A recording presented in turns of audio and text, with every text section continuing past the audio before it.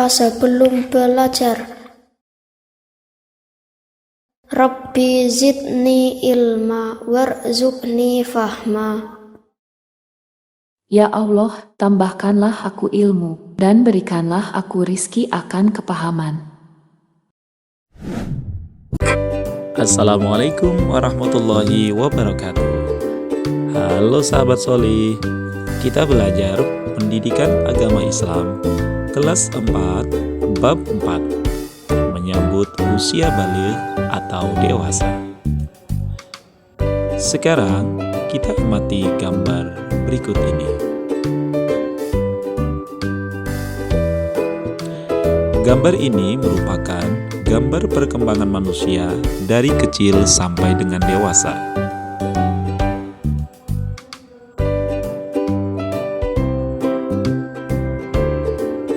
Bagaimana perubahan tubuh kalian sejak kelas 1 sampai dengan kelas 4?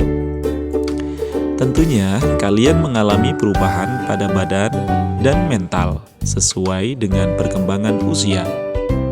Nah, kita akan belajar tentang tahap perkembangan usia yang sangat penting, sebab berhubungan dengan kewajiban menjalankan syariat agama, yaitu usia baligh atau dewasa.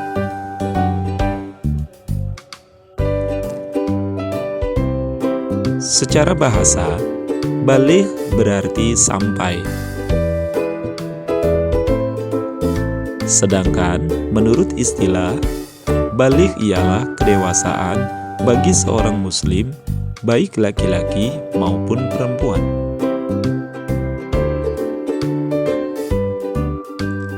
Pada materi ini, kita akan belajar tentang tanda-tanda baligh dalam pandangan ilmu fikih dan ilmu biologi.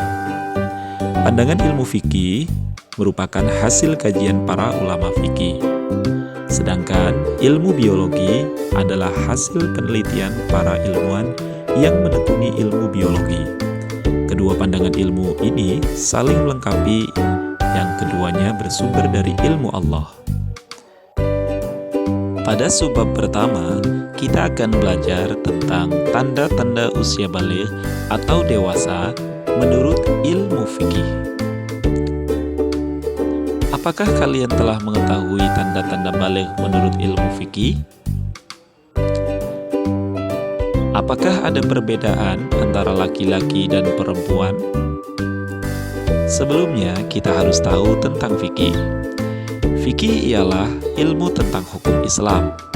Fikih membahas tentang tata aturan ibadah, baik yang berhubungan dengan Allah atau yang berhubungan dengan sesama manusia.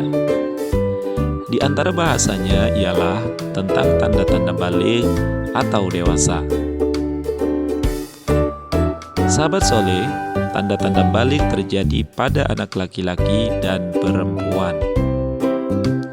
Ada juga yang khusus terjadi pada perempuan saja. Nah, berikut tanda-tanda baligh menurut ilmu fikih. Yang pertama adalah mimpi basah. Ini biasanya terjadi pada anak laki-laki. Suatu saat kalian akan mengalami mimpi basah. Biasanya terjadi ketika usia kalian 9 tahun atau lebih. Apabila mimpi basah itu terjadi, maka kalian bukan anak-anak lagi, tapi sudah tergolong baligh atau dewasa. Mimpi basah juga terjadi pada anak perempuan. Tahukah kalian nama air yang keluar pada mimpi basah? Namanya adalah air mani atau sperma. Nah, buat kamu yang baru pertama kali mimpi basah, jangan lupa sering konsultasi atau komunikasi dengan orang tua kamu ya. Untuk anak laki-laki, bisa konsultasi dengan ayah kamu agar bisa beradaptasi dengan cepat terhadap tanda baligh ini. Tanda baligh yang kedua adalah haid atau menstruasi bagi anak perempuan. Kalian tahu bahwa kodrat anak perempuan akan keluar darah haid atau menstruasi. Datangnya haid menandakan bahwa kalian telah baligh atau dewasa. Datangnya awal haid sebagai tanda balik tidak bisa dipastikan di usia berapa kalian akan mengalaminya. Bisa jadi haid datang ketika kalian kelas 4, 5, atau juga kelas 6. Buat perempuan, bersiaplah menyambut dengan ilmu dan mental yang kuat. Jangan lupa sering berkonsultasi atau komunikasi dengan ibu kamu agar bisa beradaptasi dengan cepat terhadap tanda balik ini. Tanda balik berikutnya adalah berumur 15 tahun. Artinya, sempurna umur 15 tahun bagi anak laki-laki dan perempuan. Dengan berdasar perhitungan kalender Hijriah, anak laki-laki dan perempuan yang sudah mencapai usia 15 tahun, ia telah masuk usia balik. Meskipun sebelumnya, ia tidak mengalami tanda-tanda balik seperti mimpi basah atau haid.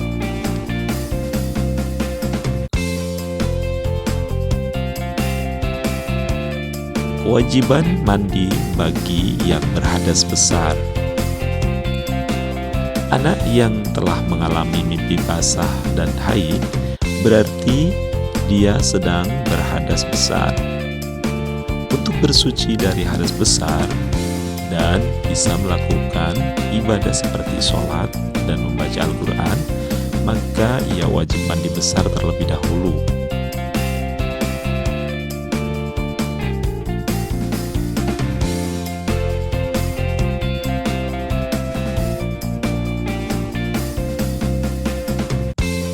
Nah, berikut tata cara mandi besar atau mandi wajib.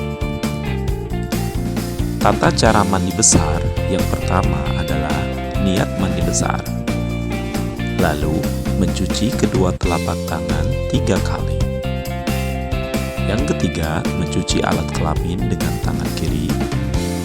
Kemudian membersihkan tangan kiri dengan sabun dan sejenisnya. Kelima, berwudu sempurna. Keenam, menyela-nyela rambut kepala dengan air atau menyiram kepala dengan air sebanyak 3 kali hingga ke pangkal rambut.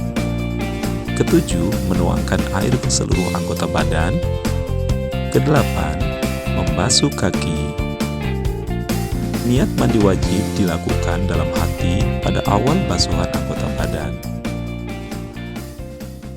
Adapun larangan bagi yang berhadas besar,